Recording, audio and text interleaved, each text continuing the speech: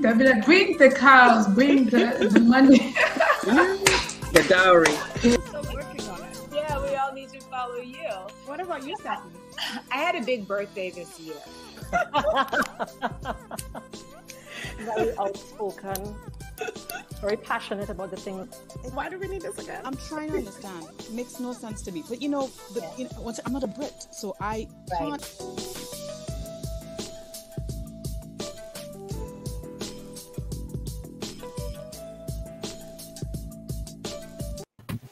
Hey guys, it's your girl, Marie-Laure. And today's Tuesday, so you know what's up. It's time for the Ask Basia video podcast. Today's topic is it crucial to have your backup money in a relationship? And of course, I don't have all the answers, so I had to go and make a trip around the world and call in some brilliant queens to set the record straight on this one. So here to break it down with me, we have, on the top right, we got a newbie in the building. She's a freshman on the panel, Miss Joanne Gadsden. At the bottom right, another freshman, as DJ Khaled would say, another one. We have Miss Dimple Kabadi Berger in the building. And back for a second time, and hopefully not a last time because she is sensational, is Dr. Marie-Laure Romney. Ladies, and she's always on time. We have Lesley Ann Bailey is in the building, guys. She was in traffic and she's joining us all the way from Washington, D.C.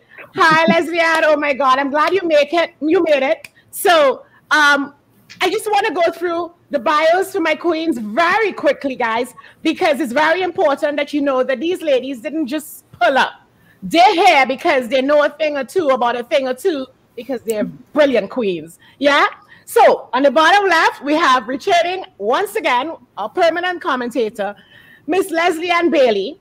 And Miss Lesley Ann Bailey is a Trinidadian American. She's an occupational therapist and an entrepreneur and a graduate from Howard University. Lesley Ann Bailey is based in Washington, D.C., and she went to the same school as our Vice President, Ms. Kamala Harris. And then to the bottom right, returning again, we have Dr. Marie-Laure Romney.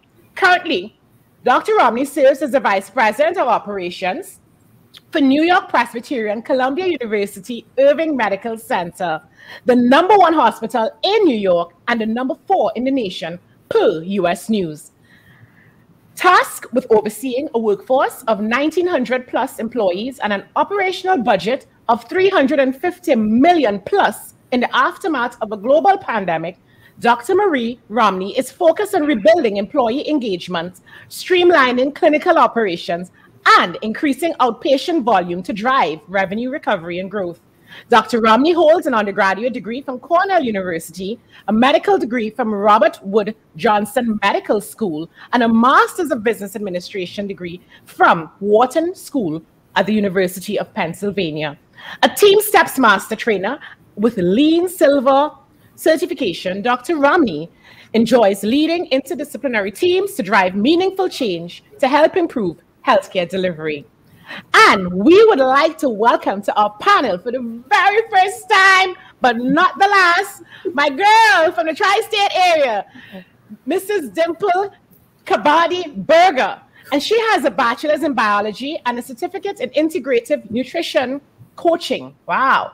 She's been helping people build and sustain a healthy lifestyle through her integrated wellness coaching business, Wellness with Dimple.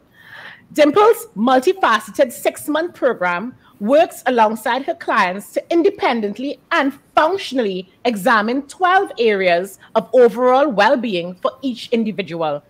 Together, they cover topics such as food, movement, finances, and she works with her clients to identify strengths, challenges, and goals in each area and partner with any necessary specialists to facilitate making sustainable changes. And of course, we'll talk about this later, but you can go follow her on Instagram at Wellness with Dimple. Mrs. Joanne Gadsden is joining us for the first time, and I'm so excited because she has a similar background to me, HR. I started my career in HR. So Joanne Gadsden has over 20 years human resources experience in the pharmaceutical, consumer packaged goods, and software industries, holding positions of increasing responsibility during her tenure. Prior to joining WorkStride, she was Senior Director, Human Resources for Antenna. Okay, you saw that, right? Antenna Software. Joanne Gatson is a strategic business partner with the innate ability to understand high-level business objectives and develop people and culture initiatives that have a positive business impact. A woman after my own heart. She has expertise in the area of culture, performance management, employee relations, full circle recruiting across functions, and employee coaching and counseling. Joanne Gatson has her BBA in finance and banking with a concentration in psychology from Hofstra University. Ladies, you gave me a mouthful, but I'm so proud. Welcome to the Ask Basia video podcast once again. Let's go. Are you ready? Ready? Yes. Thank you for having us. Oh my God, anytime. Just pull up and let me tell you something. This is one of my favorite topics because I like to talk about money and I like to talk about girl power. So I thought that this topic was just so perfect for the queens. I'm like, what are you saying? Should a woman have her backup money in a relationship or marriage? Dr. Marie-Laure Romney, I'm starting with you. Thanks, Basia. Thanks for having me again. No problem. So I'm actually of the mindset that no, a woman doesn't necessarily need backup money. Depending on the health of their relationship, right? I think relationships rarely take a turn unexpectedly. So if you're on shaky ground and things are starting to feel unsettled, then absolutely. But I actually have this conversation frequently with friends of mine. I've been with my husband for over 20 years. We've been married for more than, well, it's going to be 15. And I just don't think starting, it suggests a level of distrust in my mind. That I just don't think you should introduce into a relationship until you have cause to. Okay. But I should say, I think circumstances are different, particularly for my friends who are professionals, bosses in their own right, and not yet married. You're bringing a lot to a relationship. So in instances like that, I can understand the resistance to like making everything that's mine yours. But I think for people like me that started with nothing, built this together, we should share it together. I see you. I hear you, and I'm leaning on your side. But I'm going to reserve my opinion because I was going to ask you too, really, can you define what you consider to be backup money? But that'll be the next question. So, Dimple Kabadi Burger, what do you think? Should a queen have her own money and backup? I don't know. Well, I mean, so like Marie, we, and in my personal experience, we join everything. But I don't usually recommend that to all my clients, and it's not because of a distrust in the relationship necessarily, but there are unforeseen factors. I have a couple of clients who fell into widowhood unexpectedly and weren't prepared for it, men and women, or chronic illnesses or disability. So there are other factors that should be considered that are not necessarily because of the disintegration of a relationship. And we don't want to go into those factors yet because we have some other questions leading up to those factors. But your position on the question is not necessarily. I believe that people should have backup money, male or female, and women especially, because we are more likely to wind up being widows than men are statistically. Correct. So just that statistic alone supports the fact that we should have a little bit more footing in case something unexpected happens. Okay. But separate from your spouse, Dimple, I just want to make that distinction because I'm definitely for backup money. Yeah, we're talking about your stash. Your stash. Yeah, it doesn't have to be secret. It can be a stash. We haven't gotten to the secret part of this, right? So, yeah, I mean, it can be your own stash. Just whether it's kept secret or not, that's a whole other set of circumstances. But I think just to have that little safety net when life throws you some kind of a curve that none of us expect or want or wish for, you have a little bit more security. Okay, I got you. My freshman on the panel again, my other freshman. Joanne Gatson, what say you? Should a woman have a secret stash or backup money? So you have the word in there. Is it crucial? Mm-hmm. I don't think it's crucial. I do think it's a nice to have. I know for me personally, I think I'm with Dr. Marie-Laure Romney on the whole trust issue. Mm-hmm. My husband and I, we do share everything. Mm-hmm. And pretty much anything I want, he'll get for me. Mm-hmm. But I kind of like being able to do it myself. Correct. Okay. Mm-hmm. So I don't necessarily think it's crucial, but I think it's definitely a nice to have. I like how you're zeroing on the word crucial. Serious HR behavior there. Serious HR. Lesley Ann Bailey, what are you saying? What are you saying over at Howard University? Well, I can't speak for everyone, but I will say, my approach is a bit different. I got married later on in life, so I was established. Mm-hmm. And so was my husband, and we've actually not had anything joint. Nice. I like that. Nice. And it works for us. It's not that you have yours, I have mine. It's not like that. It's just never discussed. Never combine things. And it's just, so I have my own retirement. And, we kind of have different approaches as well as it comes to, things like credit and investments. And I'm more the aggressive type, and he's more conservative. So, we kind of clashed in those areas, and we felt like it might be best to keep things separate, and that's just kind of how it's been. I love it. I just love how authentic and honest my queens show up every week, and nobody's judging, because that was the point. Like, everybody's home is different. Everybody's relationship is different. And the trick in there, even though HR kind of went into it, is nobody asked me, well, what do you consider to be backup money? Because honestly, from where I sit, having been happily married for 20 years and forever, I don't believe in a secret stash. I don't believe in a secret anything, because I believe in the and what Lesley Ann Bailey is saying is not secret. That's their modus operandi. So I endorse that as well. I don't believe that if I found out my husband had a secret stash, it would hurt me so deeply. So why would I want to hurt him so deeply? A man who, as Joanne Gatson says, he brings up everything. I'm the boss of the money. He realized who he was married to from very early, and he's like, you know what? You're the boss of this money, because it may not have worked otherwise. I might have had the desire based on other experiences to have this secret stash. However, implicit in this discussion, it's not only about a secret stash, and the article associated with this broadcast would definitely define that for our viewers and listeners who are with us right now. There's such a thing called a secret stash. And I feel if you're in a relationship where you have to have a secret stash, something wrong with your relationship, as Dr. Romney pointed out, right, Dr. Romney, you must be seeing signs to feel that you have to go and develop a secret stash. Relationships don't fall apart immediately.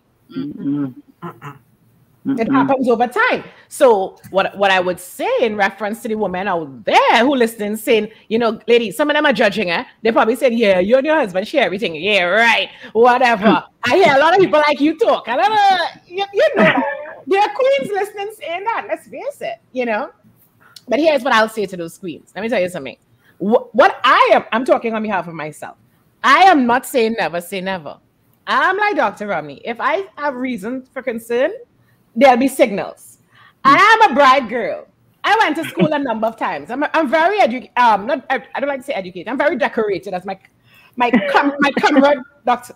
Lesley Ann Bailey likes to say. I'm very decorated, right? So I have a little brain in my head. If I'm seeing that something's up, I know where the exit signs are. That's right. That's right. And my husband, who is an avid listener of this broadcast, will endorse what I've just said, because we both know how to protect ourselves, and we can both have an honest discussion and say, well, okay, this is what's going on. This is how it needs to be handled to be fair to everybody.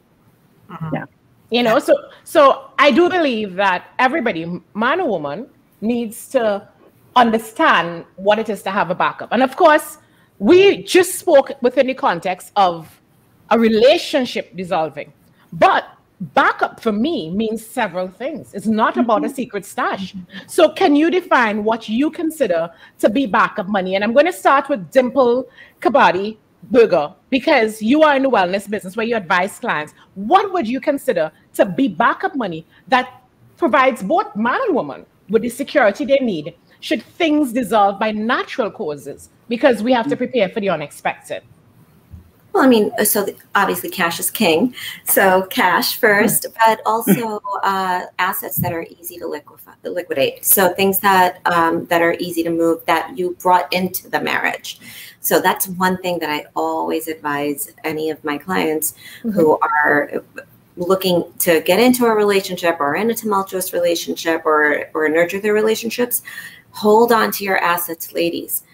For some reason, women like to give everything away when they get married or fall into a relationship, and that's not. So, if you hold on to your assets, that's can you please clarify that for us? Well, I mean, things like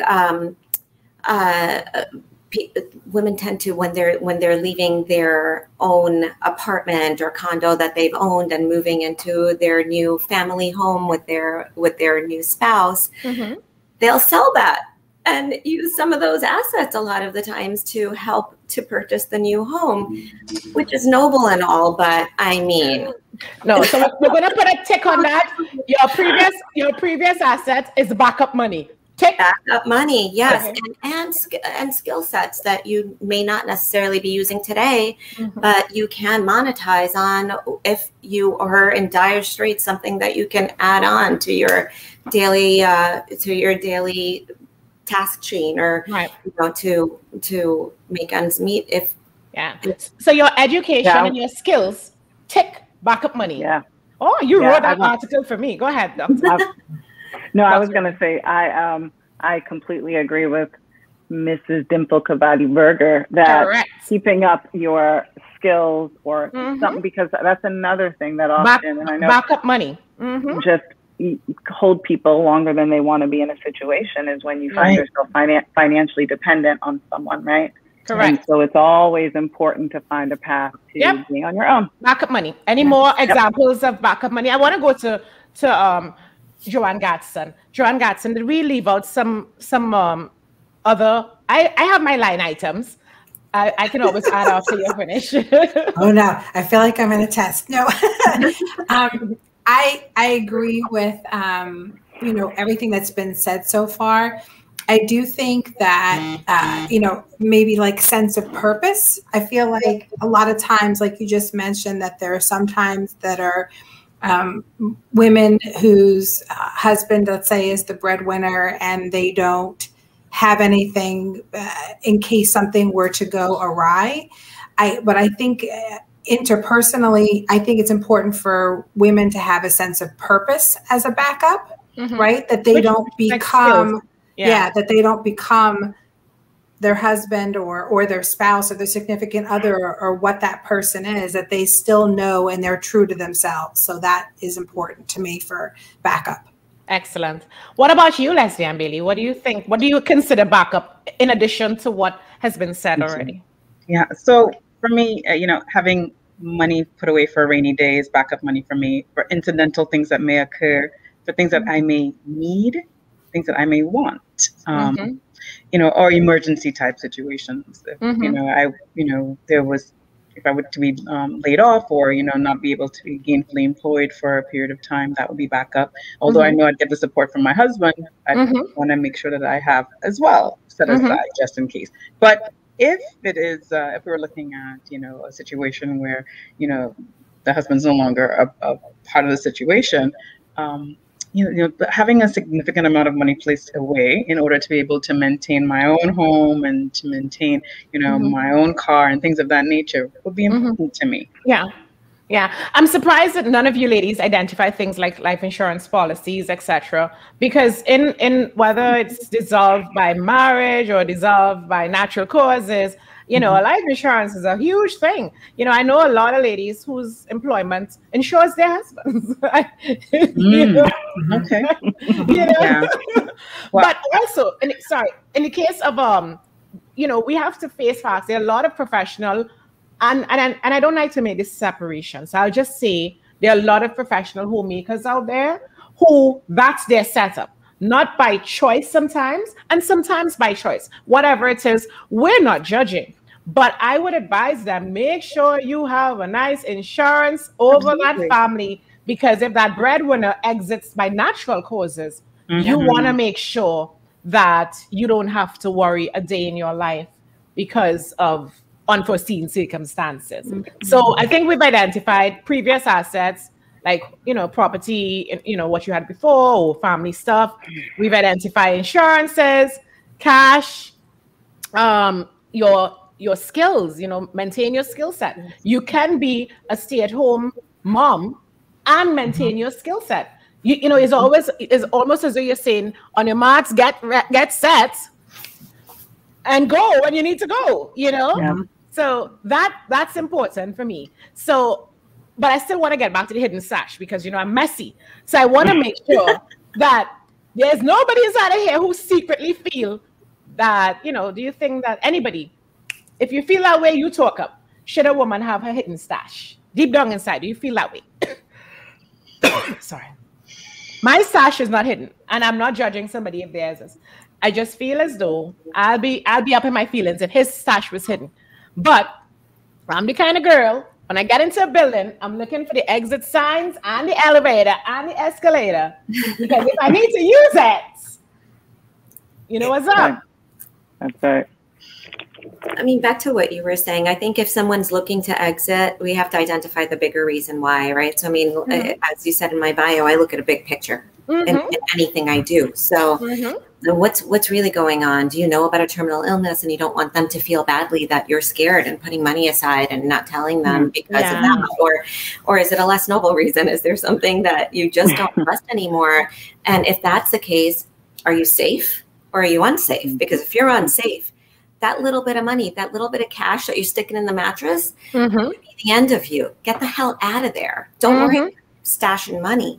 But if you're in a safe situation and still there's some kind of breakdown and you're feeling like you should, but to me, I'd rather focus on helping somebody find more sustainable strategies, because whatever you're going to be able to stash away and walk away with, it's not going to last for all that long. I mean, how far is that going to get you, instead of work on leveling up in your career, work on getting your life insurance in place, your disability insurance in place, your own too, because God forbid something happens to you, he has to be able to pay for whatever you bring to the table. Correct. So, I mean, especially if you have children, elderly parents, whatever care you would be providing there, somebody else is going to have to get paid to do that. So, all of those things. Oh, and maintain your professional relationships no matter what. Stay relevant within your professional community, even if you step away for a while. Make sure they know your name. They see your face at workshops. Get a LinkedIn, okay? That's right. And reply. That's right. Get a LinkedIn profile, ladies. No matter what you do, get a LinkedIn profile. Yeah, sorry, I just needed to say that. It's important. I think there's a bigger picture usually, and what's going on, and whatever it is, a little bit of cash on the side is only going to last you so long. But there's so many other things that are so much more sustainable that you can do with that energy and that focus. So I guess what we're all seeing, and if I'm wrong, you can tell me, because Joanne Gatson is being very quiet up in the corner there. What we are saying essentially, or what Dimple Kabadi Berger is saying, is that if you have reason to doubt, get a secret stash. I agree with everything that Mrs. Dimple Kabadi Berger said. I agree with everything. And I think it connects back to what Dr. Marie-Laure Romney said as well about trust. It's a relationship where you work together. It's a partnership, but there are other outside factors that are going on that maybe are beyond your control. And you need to have something that's going to protect you. At the end of the day. So correct. I totally agree with what everybody's saying, and everybody's position. And I wanted to just add something to what Lesley Ann Bailey said earlier, because I'm getting the sense that many of us on this panel married younger in our lives, right? And I am also well, So married twice. Okay, but the first time was really, really young. Yeah. So yes, but second time older. Older. Okay. Well, got out of the first one. Older is relative, you know. Yes. You could have been married in your late 20s, older, and early 20s, earlier. So that's still young. Yeah. Right? True. So for me, I would advise any mature person, I would say, God forbid, no plans up in the Powell's residence, but should anything were to be like strange up in here, I would be guarding my assets with my life. Okay?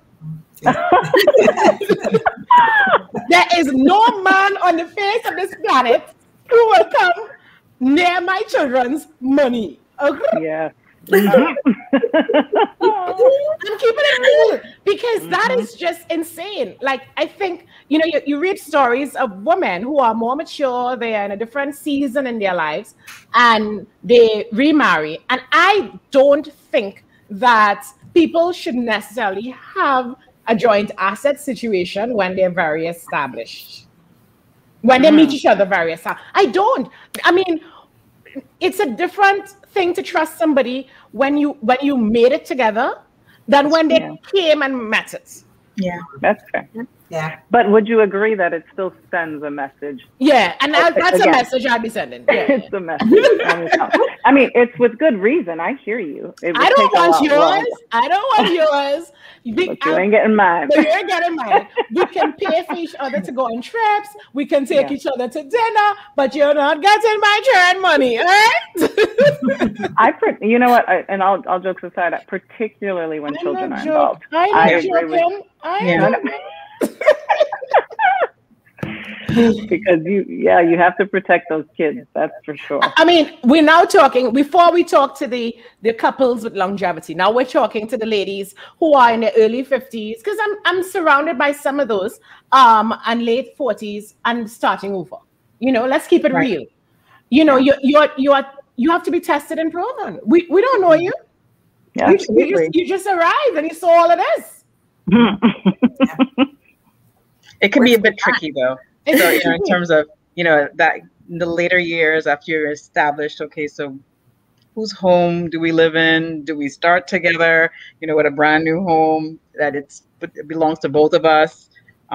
It's tricky. Should we have this joint account? How does he operate? You know, I know how I operate with a joint account.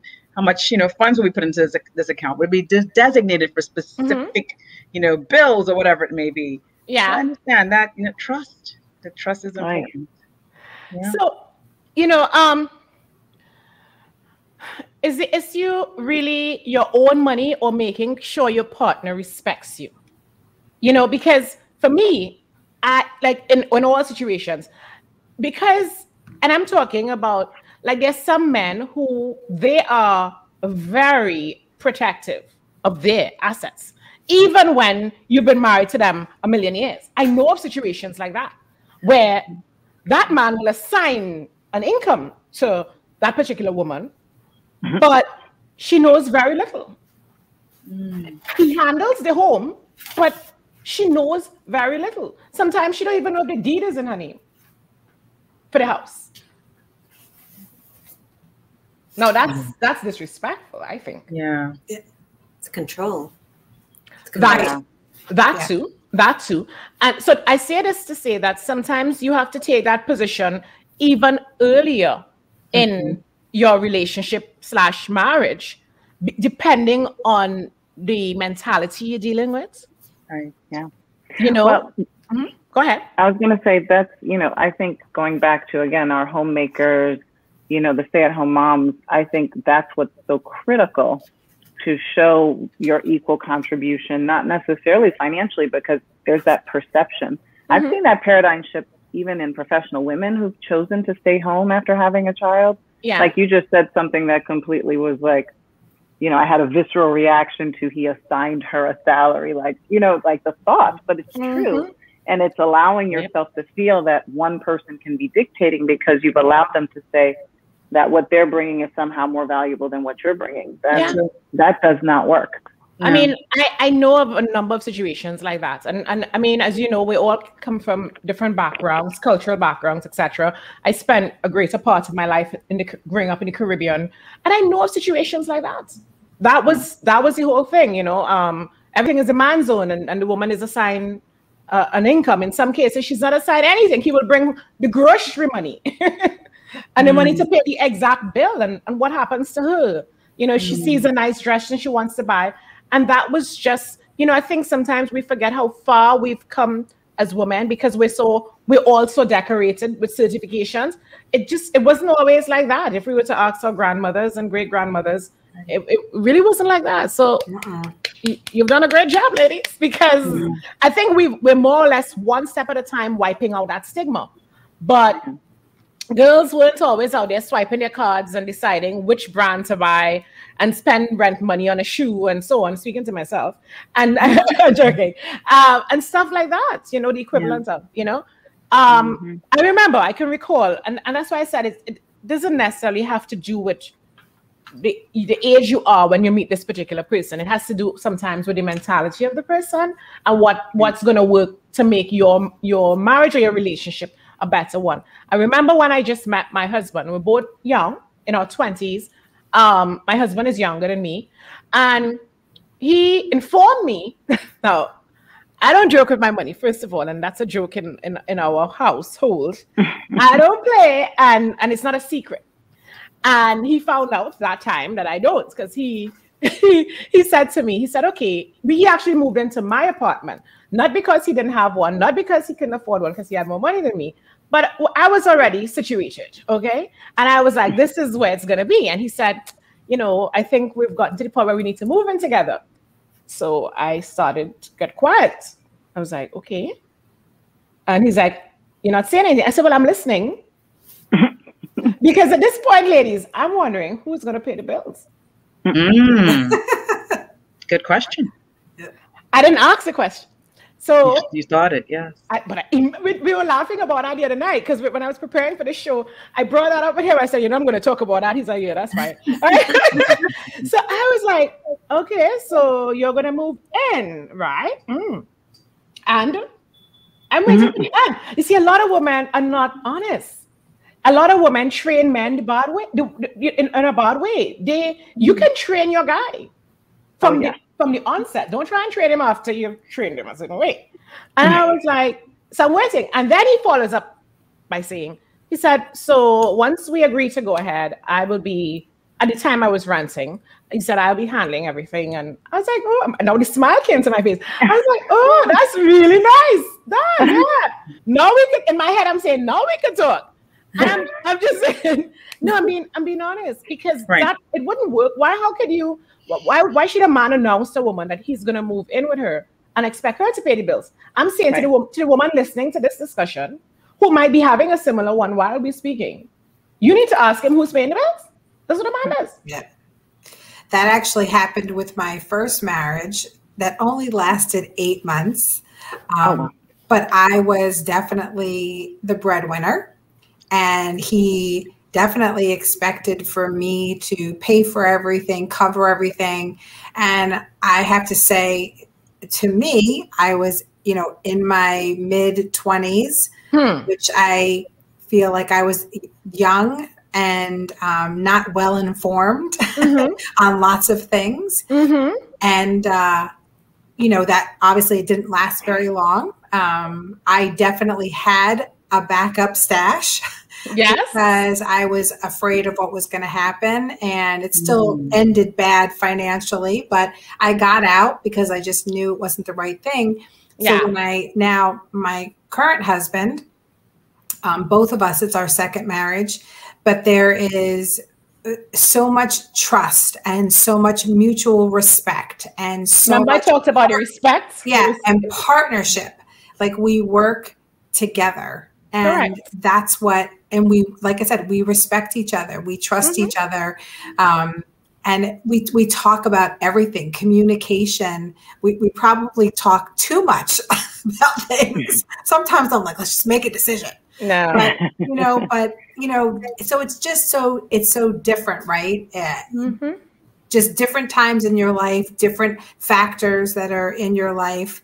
And like I said, I never want to be in that situation again where I was literally financially responsible for everything. And I'll say in the beginning, it was kind of cool because I felt like, ooh, I have all this power. But then I was like, no, I don't want this. This is so much pressure on me alone. And I'm not feeling any support, any help, any accountability from my partner. And I was like, you know what? This is, and I left. 9 out of 10 times. So what I know, it doesn't bring you respect either, you know? And we're not talking about a situation, because I also know other situations where a man may temporarily give up his employment to help with childcare, because, you know, people live in different cities and things get crazy. He's a very qualified man. It's just that his wife may be the one out earning and they can't do without that income. I want to make it clear that I'm not referring to that. Right. Because as women, sometimes we have to take that decision and we want the same respect, so to speak. And these days we have to be practical. It's whose profession is bringing in the most coins, because nobody is giving up their coins to stay at home when it can give the family a better life. So you have some situations where the guy can hold his own, but you took a temporary decision to say, hey, maybe you need to exit now or start a business on his side so that we don't have to put a salary into childcare. You know, so I don't want to mix up the two issues. However, I am on the same page with Joanne Gatson, because I just don't like that feeling where, you know, somebody decide that they're going to retire on you. Yeah. I don't like that. I don't at 26 years old. Hell no. No, not happening. No. But while we're on that topic, I wanted to ask you all, you know, as independent earning women, I mean, we are all in interdependent marriages. That's the way I like it. You know, my partner can depend on me if something goes wrong, and I can depend on him if something goes wrong, because we're human beings and we took a vow to support each other. So if something goes on, we can be interdependent, right? Do you still feel that your requirement, I mean, I can say for myself, yes, I enjoy, even though I believe in a woman making her paper and earning her keep and doing her stuff, I enjoy when my husband spends money on me. I enjoy when he showers me with presents and take me out and treat me right and take me places and take me on overseas trips. I'm sure that, how do you feel about that? Because I don't want to be in a situation where I'm so independent that none of that is going on. How do you ladies feel about that? Dimple Berger, I'm starting with you. I you know, I'm with you. I'm 100% with you. I think that there's so many other things that women carry also beside what we're earning. You know, family care and just usually still typically there is an imbalance in who's supporting the household more in other ways, not financially. So we carry so much that, you know, to have that romance, to have that additional appreciation is really nice. But I have to be honest, I actually really like doing that stuff for him too. Yeah, no. We all do it, but I'm saying how you feel about when it's being done for you. I do it for my husband, you know. But we need that.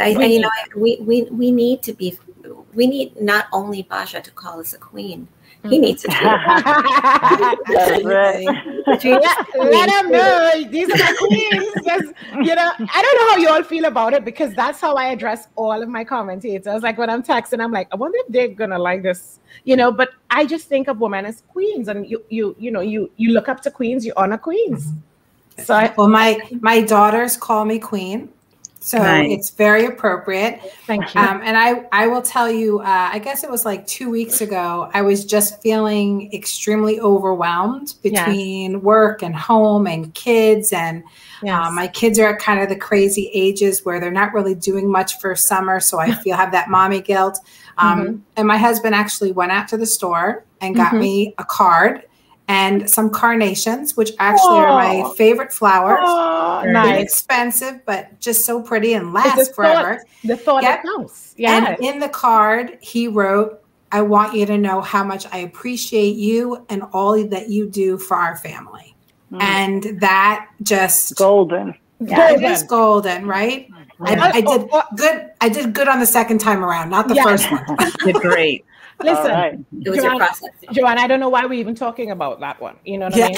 I know. Exactly. Yeah, we're not going to So like Dimple Kabati Berger said, I love it. And I also love to reciprocate too. I love to give. Yeah. I love it. What about you, Lesley Ann Bailey?